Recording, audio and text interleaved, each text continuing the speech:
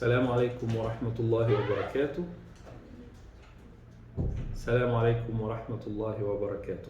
Today we will present a new subject on pediatric surgery made easy, which is acute appendicitis in children.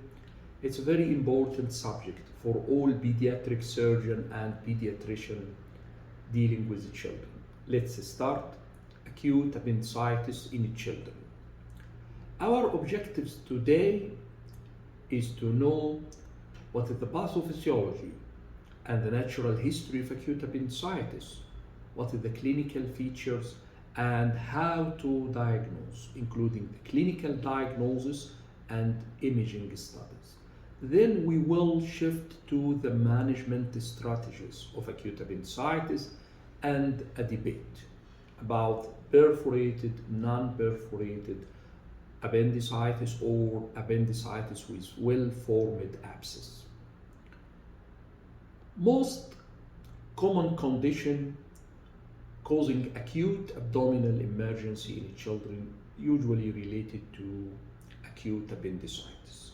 The overall lifetime risk is estimated to be around 8%, with a peak age during teen age. Despite the advancement in the management, advancement in the fluid resuscitation and intravenous antibiotics, acute appendicitis is still for morbidity in children, especially the preschool children. So the pediatric surgeon should be very cautious about this problem.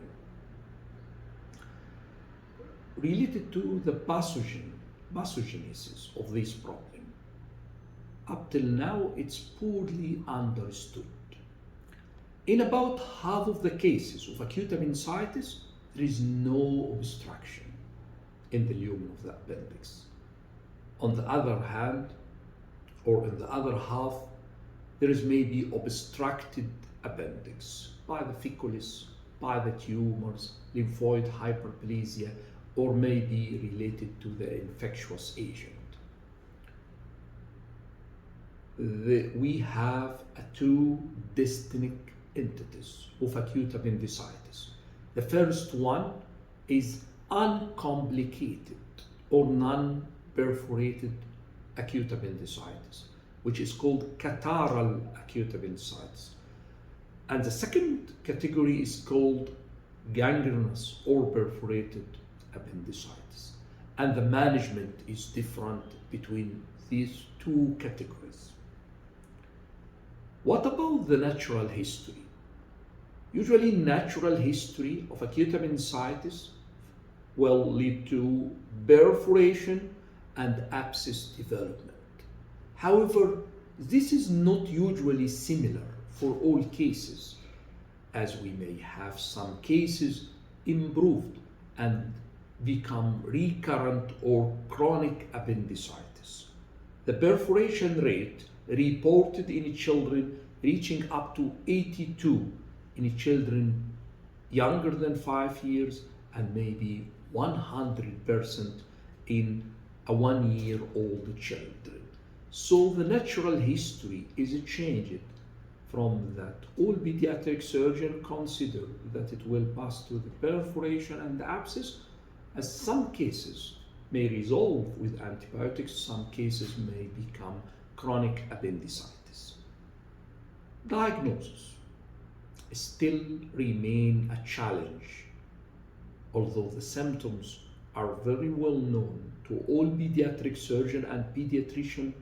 Diagnosis of appendicitis still a challenge. The classic central periumbilical pain that is migrating or shifting to the right iliac fossa is present in only 50% of the cases. Also, patient history, examination, and finding will be helpful for the diagnosis. However, the clinical decision may be difficult, and we may use appendicitis risk scores for the diagnosis. Finally, image may be used to diagnose appendicitis. So the diagnosis may form a challenge for the pediatric surgeon as a classic presentation of the symptoms with a pain shifting or pain migration or pain localization present only in 50% of the cases. For example, in a study of about 755 children with abdominal pain, authors concluded that about 50% only of the patients with acute appendicitis presented with pain migration. About 50% present without tenderness, and about 40 present without anorexia, 28 present without nausea. However, the absence of the right lower quadrant tenderness result in about 50% decrease in the likelihood of the appendicitis. So the symptomatology is not the same or not classic for all cases of acute appendicitis, and the pediatric surgeon may face an atypical presentation. Regarding the laboratory finding, usually not very sensitive or not very specific, the pediatric surgeon may use the white blood cell count, the absolute neutrophil count, the C-reactive protein. All these are inflammatory markers to assess the overall state of inflammation. Regarding the white BC's count, usually there is a mild elevation, which is the most common scenario. Marked elevations may suggest there is a perforation or another pathology. Normal count, however, doesn't exclude the presence of appendicitis. It's very important to understand these items very well. What about appendicitis? Risk scores. It is a scores designed to assess or determine the severity of appendicitis. The pediatric surgeon may use clinical symptoms, physical examination finding, and the imaging studies or laboratory study to determine that the state or the conditions or the severity of appendicitis. These scores may be not suitable for children because some of these scores depends on the child's ability to understand the pain, the nausea, the vomiting if present, and to describe these conditions very well. So in younger children, it may be not applicable or not suitable, unlike adult. So we may have an Alvarado score. That score requires children to identify nausea, anorexia, and migration of the pain, and mostly used for adolescents. Number one. Number two, what's called pediatric appendicitis score, specifically designed for children aged 4 to 15 years. And finally, appendicitis inflammatory response, and it's maybe preferred to Alvarado in younger children. However, the scoring system are less reliable in the adolescent female, and the pediatric surgeon may need to use investigation or imaging to differentiate the differential diagnosis of acute appendicitis in female child. Number two, it is not reliable enough as a single diagnostic tool. The scores may be used in combination with imaging or other tools. Number three, it may require the use of the imaging to differentiate perforated from non-perforated appendicitis, which is very important for the management later. Regarding imaging, this table illustrates the most commonly used imaging: ultrasound, CT scan, and the MRI.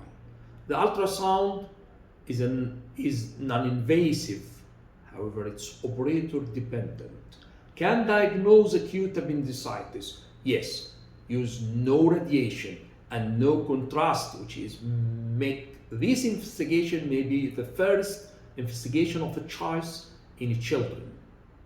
Number two, the CT scan. CT scan described in the literatures of the adult series using the CT scan for the diagnosis of the appendicitis. However, it carries hazards of the radiations for children. They may use radiations. And finally, MRI. This MRI is maybe alternative to the CT, no radiation used, and it's very sensitive and specific, reaching about 97%. So the pediatric surgeon can choose between this investigation, starting with the least invasive, the ultrasound, and some cases maybe need CT scan or MRI if available. Regarding the plain film, it's historically used and it's only not indicated nowadays except for diagnosis if the child presented with bowel obstruction, gas under diaphragm. Sometimes it may show the feculus or the obstructing agent in the lumen of the appendix. Regarding differential diagnosis of acute appendicitis, it's very large dilemma for the differential diagnosis, whether in male or female child. And this table illustrates some examples for the differential diagnosis of acute appendicitis. The pediatric surgeon should be familiar with the most common causes of right lower quadrant or right iliac fossa pain in children. What about the management strategies? Despite the advancement in the diagnosis and the classic symptomatology of most cases of acute appendicitis, still there is a debate facing the pediatric surgeon. How to manage a case of acute appendicitis in children? Universally, the treatment will start with intravenous antibiotics, intravenous fluids. However, there is a debate, and this debate arises from categorization of the acute appendicitis into acute complicated or perforated appendicitis, number one. Number two, acute uncomplicated or non-perforated appendicitis. And number three, acute appendicitis with a well-formed abscess. So the pediatric surgeon should classify the child perforated disease or non-perforated disease for a child with well-formed abscess. For non-perforated appendicitis, or we mean uncomplicated appendicitis, catarrhal inflammation of the appendix, the debate facing the pediatric surgeon will be to perform appendectomy from the start or to start non-operative management. We mean by non-operative management is an antibiotic-only treatment. Antibiotic only for the treatment of acute appendicitis? Yes. Some literatures describe that this treatment will be effective for children presented with non or uncomplicated appendicitis or non-perforated disease. And if you decide to perform appendicitis, the challenge facing you will be to perform it early or late. We mean by this, the second question is there is still a rule for a midnight appendicectomy? Is there a necessity for the midnight appendicectomy? You are the pediatric surgeon on call and you face a midnight case of acute appendicitis. Is it possible to postpone the case for a few hours to give an antibiotics, intravenous fluids, or it is an urgent surgery? And finally, to perform laparoscopic or open appendectomy. So we'll go through this debate. Number one, appendectomy versus non-operative management or antibiotics alone for uncomplicated appendicitis or non-perforated acute appendicitis. This categorization is very important. As all of us know, that appendectomy is considered the gold standard for acute appendicitis. Recently, the need for surgery is challenged, both in adult and pediatric series. There is several advantages of the using non-operative management or antibiotics only treatment for uncomplicated or non-perforated acute appendicitis. Many people describe this treatment is safe in children. However, actually the major challenge for this non-operative management is parental misunderstanding or misperception. The idea that acute appendicitis should be treated surgically, otherwise the child may develop severe complication or even death. So this is still the major challenge for the pediatric surgeon to treat children with non-perforated appendicitis with a non-operative management or treat these children with antibiotic alone treatment. In adult series, they reported that non-operative management for uncomplicated appendicitis showing early success around 90%. This success reduced to about 70 at 1 year of follow-up, with the risk after there is unknown. Number two, they reported high rate of recurrence with the non-operative treatment. Number three, they reported also longer hospitalization. And they reported incidental malignancy detection of about 0.6% in adult series. However, this may be of less concern in children. So this is the results of the literatures regarding adult series. On the other hand, on children studies, non-operative management of uncomplicated or non-perforated appendicitis showing success rate of initial results reported in the papers about 75 to 90%. And the authors put an indicators for suspected failure of non-operative management. These indicators include the presence of appendiculus or ficulis on the imaging study. This indicates that this case may be failed. Number two, if abdominal pain for more than 48 hours. Number three, if the white PCs is above 18%, and if there is pronounced pandemia, or if the CRP is more than 4, and if there is signs of intestinal obstructions, abscess, phlegmon on imaging. So these are the indicators for failure of this type of treatment in children.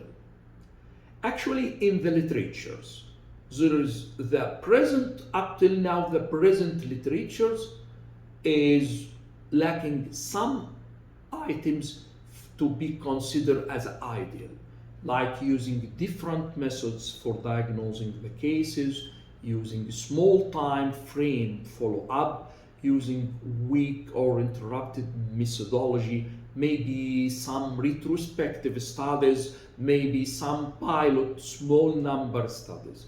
So nowadays there are ongoing researches and papers trying to get a conclusion in this point regarding non-operative management or antibiotic alone treatment for uncomplicated or non-perforated acute appendicitis. Moreover, there is analysis of the 10 studies, including about 413 children, concluding that the non-operative management or antibiotic alone for uncomplicated acute appendicitis in children is safe and effective, and the rate of the recurrent appendicitis may be reached about 14%. However, they conclude that large randomized trials are required before definitive recommendation. So it's very important to inform the parent that if we go through the non-operative management or antibiotic alone, we may have a high rate of recurrence, which is very important, and exclusions of the indicators for failure.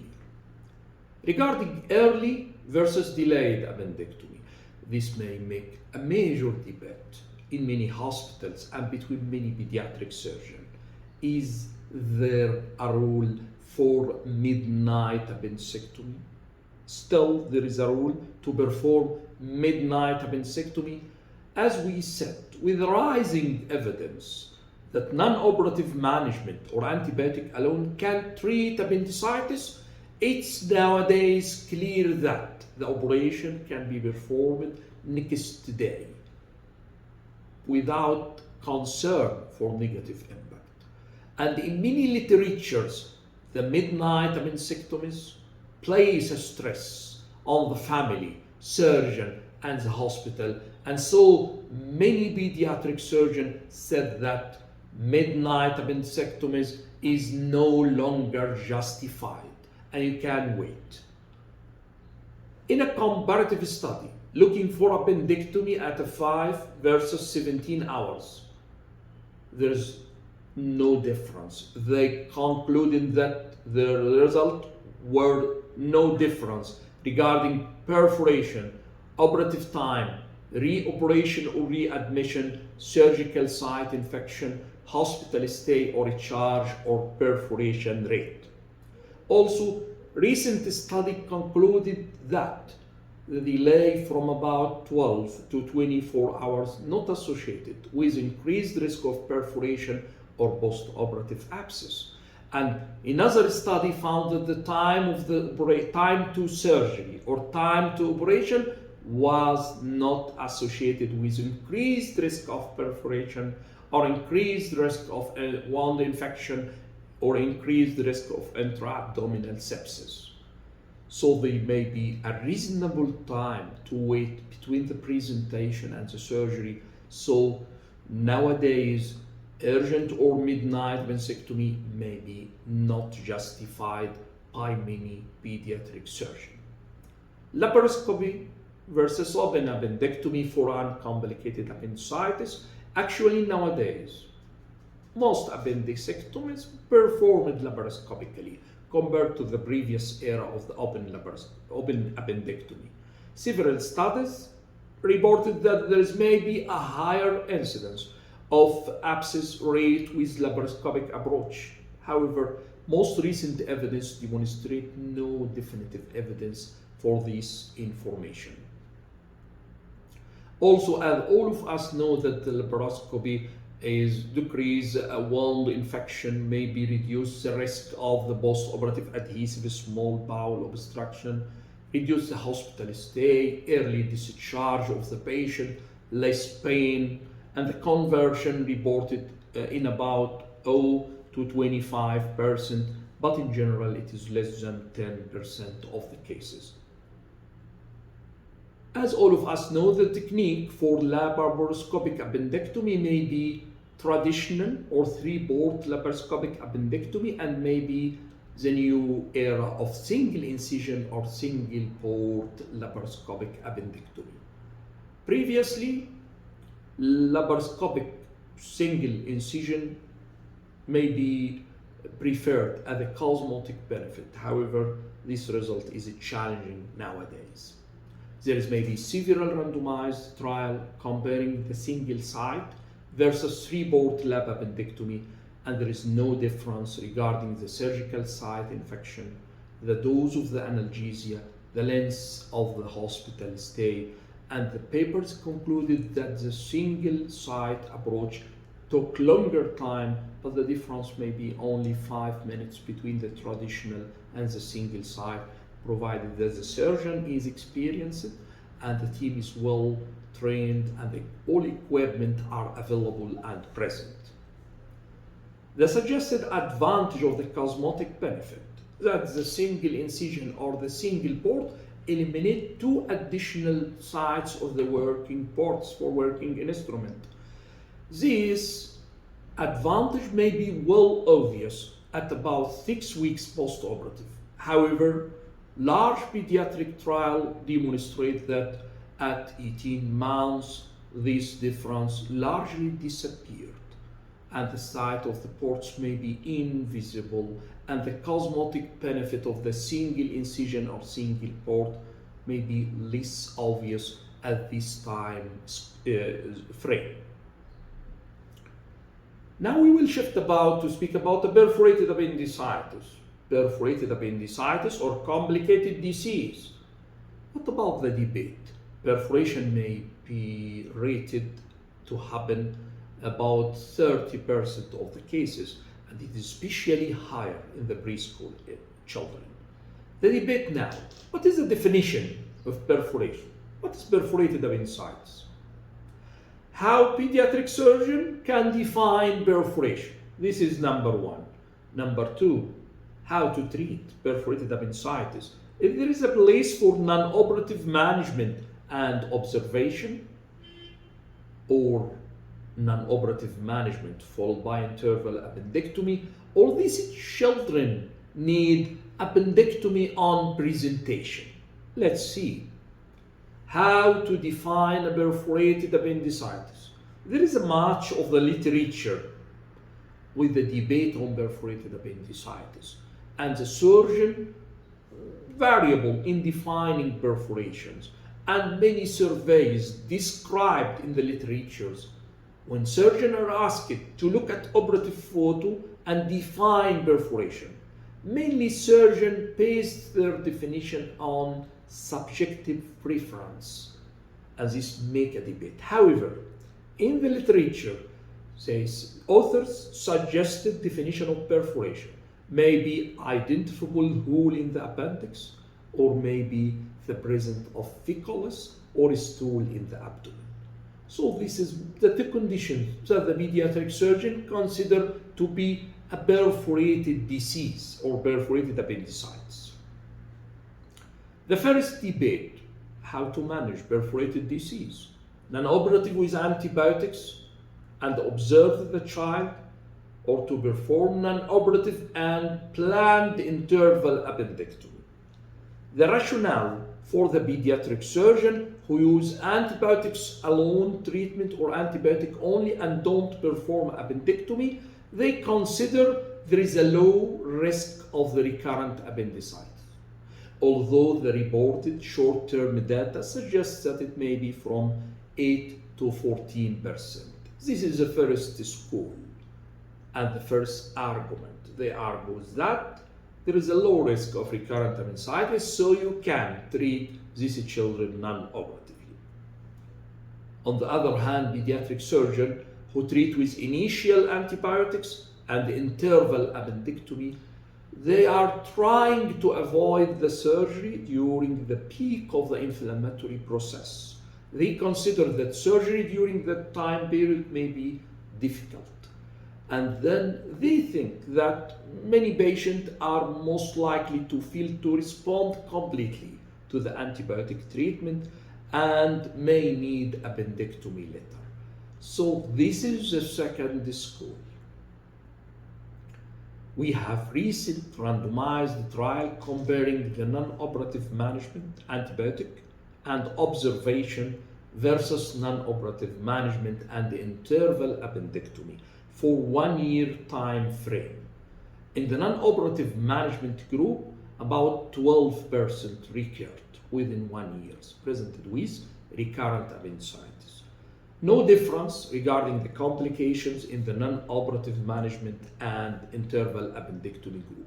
So the authors conclude that non-operative management and observation may be a reasonable approach in children. However, longer-term follow-up is important before definitive recommendation can be made. So while some pediatric surgeons may feel that initial non-operative management may have some advantage in those children with long symptoms or long history of symptomatology, the review of the literature on this topic concluded that despite the lower complication rate, there is no evidence to support the non-operative management or antibiotic alone of perforated appendicitis in children. So no evidence up till now to support to use antibiotics to treat a perforated appendicitis alone. The pediatric surgeon may use antibiotics and the planned interval appendectomy to decrease the likelihood for the not to work during the peak of acute inflammatory process. Therefore, successful initial non-operative management may be less in perforated appendicitis, with a concern regarding the high rate of recurrence, and about 1/3 may have surgery earlier than originally planned. Though appendectomy may be the better options for these children presented with perforated appendicitis. However, still there is a question. Is it possible for the pediatric surgeon to differentiate easily from the start between perforated and non-perforated disease? We said that there is a major debate on the definition of perforation, and many surgeons based their experience on subjective preference to define the perforated disease. So, is it possible? The questions for you. Is it possible to differentiate between a perforated and non-perforated disease preoperatively? This will put us in front of the third debate, which is appendectomy on presentation, or early versus delayed appendectomy for perforated appendicitis. Recent randomized trial comparing appendectomy at the time of the presentation versus initial antibiotics and interval appendectomy 6 to 8 weeks later, and the children with suspected diagnosis of acute appendicitis put in this study or included in this study with perforated acute appendicitis. Authors randomized about 131 children with a suspected perforated appendicitis with or without an abscess in about 64 and 67. The total length of hospitalizations was 2 days longer in the initial antibiotics group with delayed appendectomy, with higher costs, and more likely these children need to receive a central line. The overall adverse rate reported in this paper favored early appendectomy for perforated appendicitis, with the risk reported in the initial antibiotic and interval appendectomy. So the result of this trial firmly demonstrates the benefit of early appendectomy in children with preoperative diagnosis of perforated appendicitis. Preoperative diagnosis of perforated appendicitis, in such cases, the early appendectomy is preferred. Also, the authors reported the predictors of non-operative management failures, which is that more than 15% band form in the white PC's differential is an indicator of failure for non-operative management when feculus was present and when there is a disease or contamination beyond the right lower quadrant on imaging. So this debate is very important to be understood by all pediatric surgeons regarding perforated appendicitis. What is the definition of perforation? How to manage with a conservative with antibiotics or with antibiotic and observation, antibiotic and interval appendectomy, to perform appendectomy at time of presentation or delayed, and the literature suggests that there is evidence of early appendectomy if the pediatric surgeon diagnoses a child with a perforated disease. Finally, pediatric surgeon should put in mind that some cases it may be difficult to differentiate perforated from a non-perforated at the start or preoperatively, and the management of the antibiotics initially followed by interval appendectomy include assumption that the pediatric surgeon could differentiate non-perforated from perforated based on the pre-operative parameters. So this is actually the major challenge facing the pediatric surgeon. Is this a child present with a perforated or non-perforated disease? And then you build or plan your management. The third group, child present with perforated appendicitis and well-formed abscess. Patient presented with well-formed abscess may be challenge for the pediatric surgeon. The treatment traditionally or historically is a large open surgery. However, this surgery is major, with major morbidity. Recently, the percutaneous radiologically guided drainage or aspiration or placement of the drain may be available in all centers dealing with children. The percutaneous aspiration with or without drain placement followed by interval appendectomy become an important part of the current practice. However, it carries a risk of complication, use a considerable medical resources. Also, there is data to suggest that many patients with an abscess may not benefit from insertion of the drain or from drainage. One study showing that no benefit to drain placement, and they conclude that if the size matched about 17 cm using the greatest anteroposterior and lateral, there is maybe no advantage to the laser drain. If you decide to laser drain either pre or post operatively, it's routine clinical practice to wash the drain with saline. Previously, some authors recommend to wash the abscess cavity using tissue plasminogen activators. However, this is not longer recommended in many pediatric literature. So in decided to perform early operation in patient presented with an abscess, there is one pilot study including about 40 children, and the quality of the life assessment in this study favored early operations because the patient and families reported ongoing stress and due to continued health care and then until the appendix removed. Also, meta-analysis performed and the overall adverse event rate was analyzed comparing early appendectomy, initial antibiotics and interval appendectomy. In this meta-analysis for children present with a perforated but didn't have an intra-abdominal abscess, early appendectomy reduced the adverse event unplanned readmissions. On the other hand, for children with a perforated and abscess, there was no difference between an early appendectomy, antibiotic, followed by interval appendectomy. So the authors conclude that early appendectomy may be more beneficial in children with a perforated appendectomy, perforated appendicitis without abscess formation. So to conclude what we said, number one, regarding management of non-perforated appendicitis, non-perforated or uncomplicated disease, we may have two arms of treatment.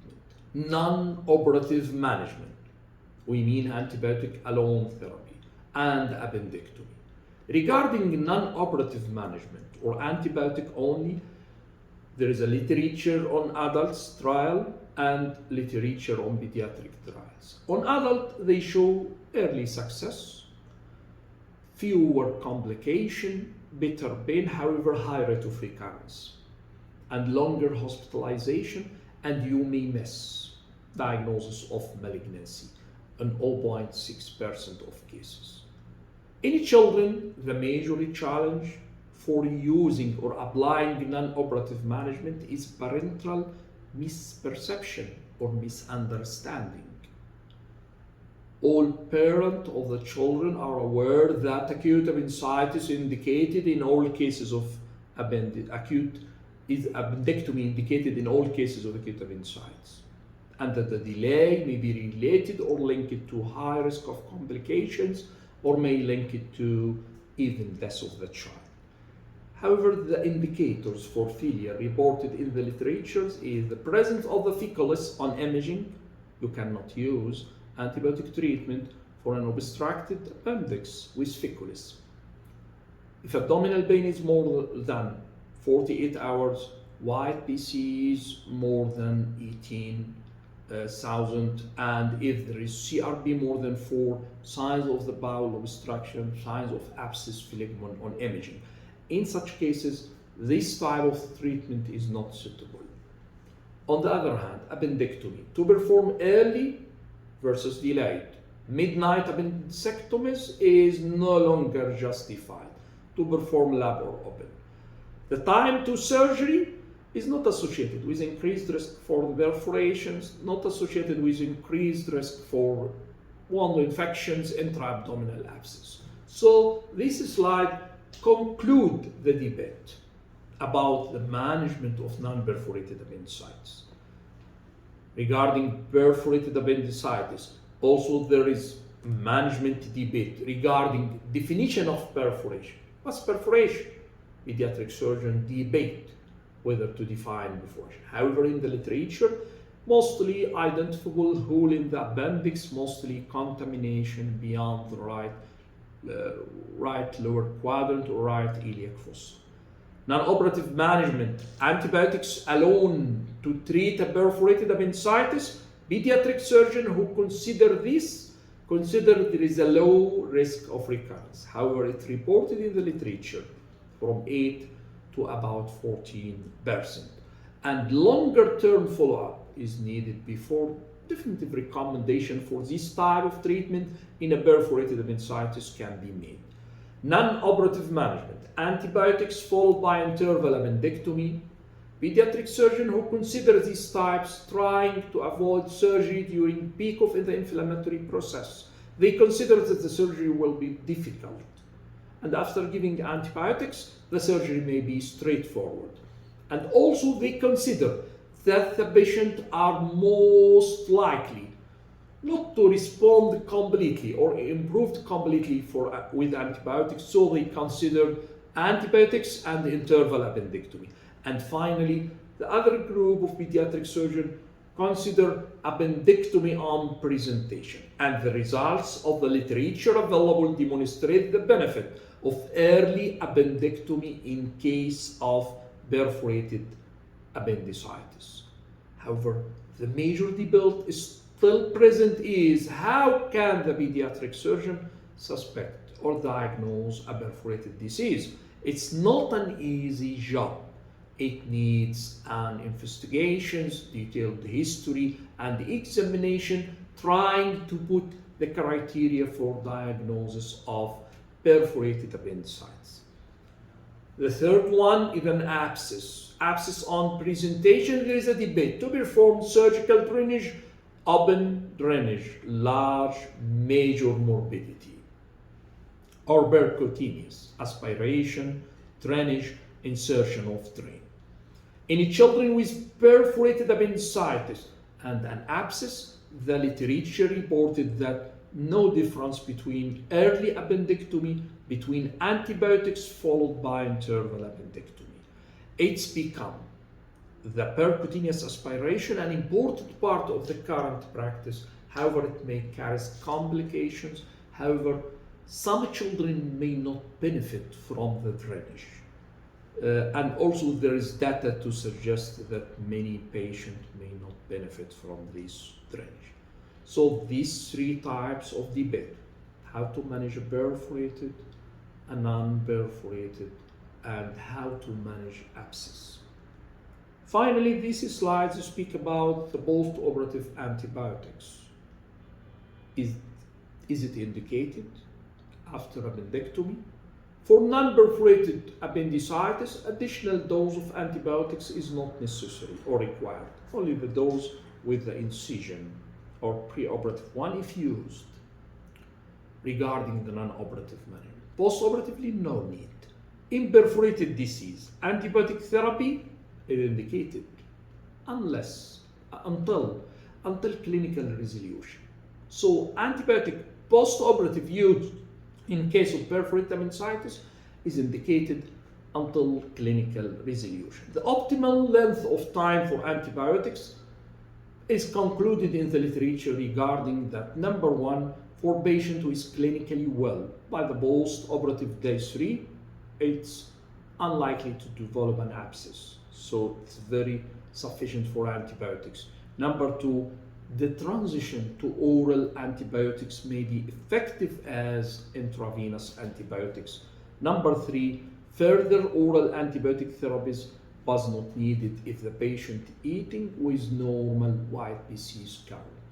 The antibiotic regimen described nowadays in the literature includes the traditional triple antibiotics of ampicillin, gentamicin, clindamycin, and nowadays the shift for monotherapy or single therapy, and the paper showing that the effectiveness is nearly the same between the traditional triple and the monotherapy.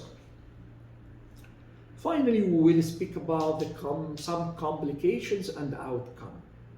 With advancement in the appendectomy technique, the mortality approached 0. However, still there is a less morbidity. Some children may develop some complication, maybe post-operative intra-abdominal abscess, post-operative adhesive bowel obstruction, what's called stamp appendicitis, some rare cases of nerve entrapment, some very rare cases or historical development of right inguinal hernia, and there is maybe some issues related to the subsequent fertility in girls, and finally inflammatory bowel disease. We will go very rapid through these items. Intra-abdominal abscess. The incidence may be 3.4 in open appendectomy, 3.8 in laparoscopic, high in the complicated appendicitis. The retained feculus may present the nidus for the formation of this abscess, and there may be pyrexia, unrelieved abdominal pain, increased markers, usually diagnosed with ultrasound and CT, also helpful in the management plan. Treatment is with broad spectrum antibiotics, radiological guided drain insertion if the medical treatment field or if it is amenable for the drainage. Finally, the surgical management if the medical treatment field and the abscess not amenable for aspiration. And nowadays there is a description of the laparoscopic guided aspiration. It's very accessible and may be referred to open one. Regarding post-operative adhesive bowel obstructions, it's rarely reported, maybe 0.7 of patient, more common in the perforated appendicitis, more common with an open appendectomy, lap appendectomy associated with less report of this type of complication. Also, there is what's called band obstruction, maybe band at the site of the right iliac fossa, making an obstruction to the small bowel. Stamp appendicitis, it's very rare condition related to lifting excessively long stump, appendicular stump. So presented as a recurrent appendicitis with the classic presentation of like appendicitis, and the treatment usually related to removing this excessive stump. The description of the length, there is a debate described with more than 3 cm, however maybe 0.8 cm length described with stamp appendicitis. Nerve entrapment, very rare.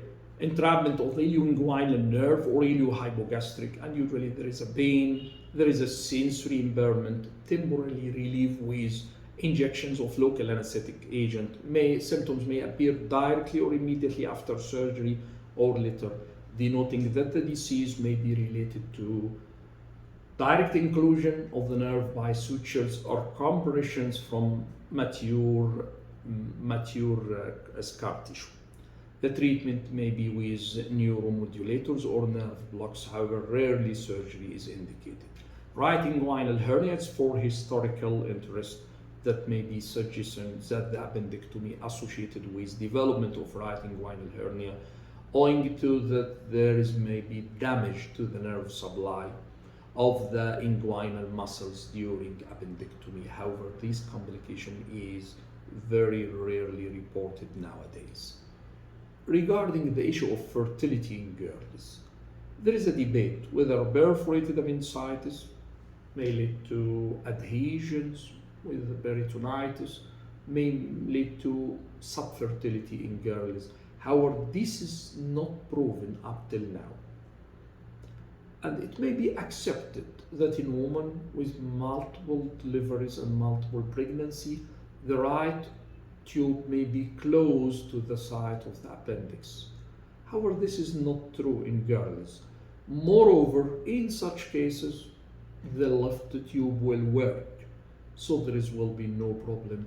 Most of these cases and most of the literature present lack detailed investigations for other causes of subfertility, maybe pelvic inflammatory disease, maybe other causes present related to the partner subfertility. So up till now, there is no conclusive evidence that acute appendicitis or perforated appendicitis may be related to the subfertility in girls, and longer-term follow-up are needed before final conclusion. Inflammatory bowel disease, yes, there is some studies suggesting a link between appendectomy and subsequent risk for the IBD. Patients who underwent appendectomy before the age of 50 had a lower risk for the subsequent development of ulcerative colitis. On the other hand, there is increased risk of the Crohn's disease in patients who had appendectomy at the age of 20 and over. However, recent evidence suggests that the increased risk of the Crohn's disease after appendectomy is transient and probably due to diagnostic bias. So there is a debate whether appendectomy related to the later development of the ulcerative colitis, Crohn's disease at certain age period or age time. There is still a debate and there is no final conclusion up till now. Finally, related to the medico-legal aspect, it's very important that missed appendicitis or missed diagnosis of acute appendicitis is one of the high-risk area in the professional responsibilities. And the pediatric surgeon and the doctors in the hospitals are responsible not to delay the diagnosis or intervention or wrongly diagnose the disease, especially in the preschool children with atypical presentation. So as we know that the symptomatology is the same, classic, however there is maybe some cases with atypical presentation. Also, assumed damage to the fertility may continue to be one cause of medico-legal issues related to appendectomy. So there is maybe related to the delayed intervention for early or maybe related to the delayed interventions for complication of appendicitis. Finally, to conclude, acute appendicitis is a common abdominal emergency in children. The pathogenesis of the disease is not fully understood. We may have an acute obstructive, acute complicated, acute non-complicated disease. The natural history of acute appendicitis is to follow perforation and abscess. However, this is not the same in all cases. We may have cases of chronic appendicitis, denoting that improvement may happen without surgery. Regarding imaging, ultrasound is superior in children due to absence of the radiations, very important. CT preferred in adult hospitals and adult facilities and may be used in children with risk of radiation exposures, which may be related to subsequent development of malignancies later on. Regarding scores, appendicitis scores may be helpful for diagnosis. However, we have a limitation in children related to the age of the child. Cannot identify nausea, migrations of the vein or described these. Finally, the management. Despite the advances in the diagnosis and management, there is still unresolved management issues related to the perforated appendicitis, unperforated, and abscess formation. Uncomplicated or unperforated appendicitis. The first debate is to perform appendectomy which is a traditional gold standard to perform appendectomy for acute appendicitis, or to use non-operative management antibiotics only. However, you will challenge it by the parental misperception or misunderstanding. Literature describes that this type of treatment is effective and safe in children. However, they need a longer time for follow-up and describe the high rate of recurrence. Many papers of the children lacking the ideal standards for conclusions, and many of these are retrospective. Many of these are pilot studies on the small number of cases. So this non-operative management may be questioned even for non-perforated disease.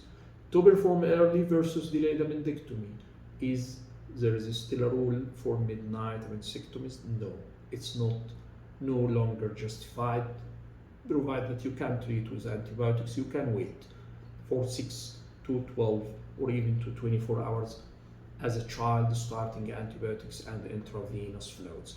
Lab or open, the era today is with lab appendectomy, maybe more advantage than open appendectomy.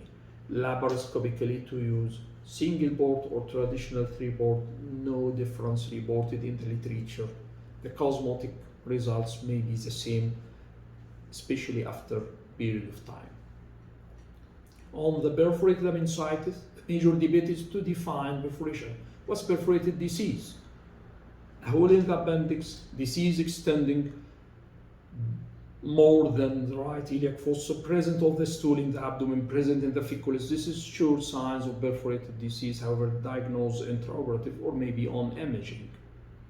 Number 2, to use the non-operative management antibiotics for a perforated disease without appendectomy. Some surgeons consider that there is a low risk for recurrent appendectomy, and why not to use this type of treatment. Other surgeons use non-operative or antibiotics followed by interval appendectomy, arguing that the operation during the peak of the inflammatory process may be very difficult and they need a straightforward surgery. Number 2, they arguing that these children will not respond completely to the antibiotics and many of them will recur and present with recurrent appendicitis. Number 3, to perform appendectomy at presentation, early versus delayed, and the studies concluded that in a case of perforated appendicitis, there is a benefit to perform early appendectomy in children to avoid complications. This is very important. And when you speak about the abscess, the traditional open treatment is open surgery.